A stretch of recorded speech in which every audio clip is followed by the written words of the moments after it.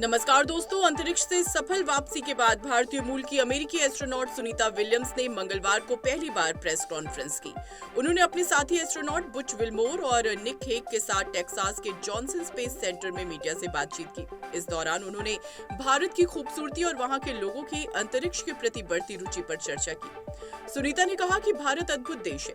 हर बार जब हम हिमालय के ऊपर से गुजरे, बुच ने उसकी अविश्वसनीय तस्वीरें ली।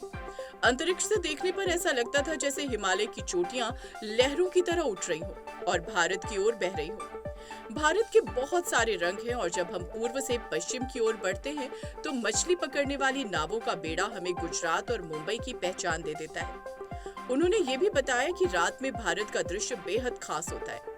पूरे देश में बड़े शहरों से लेकर छोटे कस्बों तक लाइट्स का एक अद्भुत नेटवर्क दिखता है जो अंतरिक्ष से देखने पर अविश्वसनीय लगता है। दिन के समय हिमालय का दृश्य बेहद शानदार था। सुनीता ने अपने भारतीय मूल को लेकर भी उत्साह जताया और कहा, मैं निश्चित तौर पर अपने पिता के देश भारत जाऊंगी।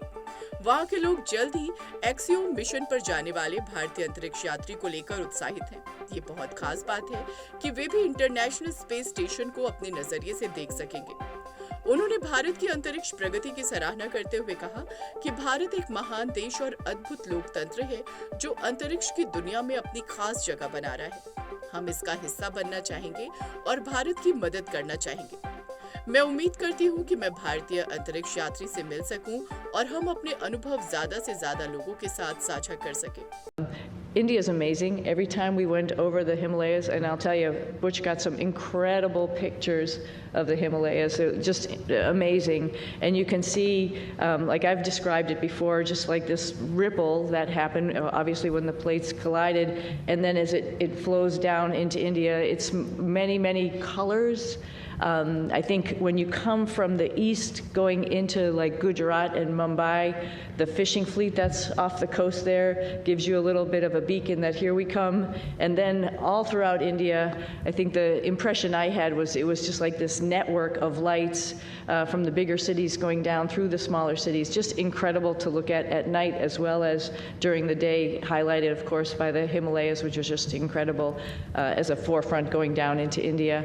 I hope, and I think for sure, I'm going to be going back to my father's home country and visiting with people and getting excited about the first, or not the first, but the Indian astronauts who's going up on the Axiom mission coming up. Pretty awesome. They'll have a hometown hero there of their own that will be able to talk about how wonderful the International Space Station is from his perspective. But I hope I can meet up at some point in time and we can share our experiences with as many people in India as possible, because it's a great country, another wonderful democracy that's trying to put its foot in the space countries, and we'd love to be part of that and help them along. अपनी राय हमें comment में जरूर बताएं और ऐसी latest updates के लिए हमारे चैनल रॉयल बुलेटिन को लाइक, शेयर और सब्सक्राइब करना ना भूलें।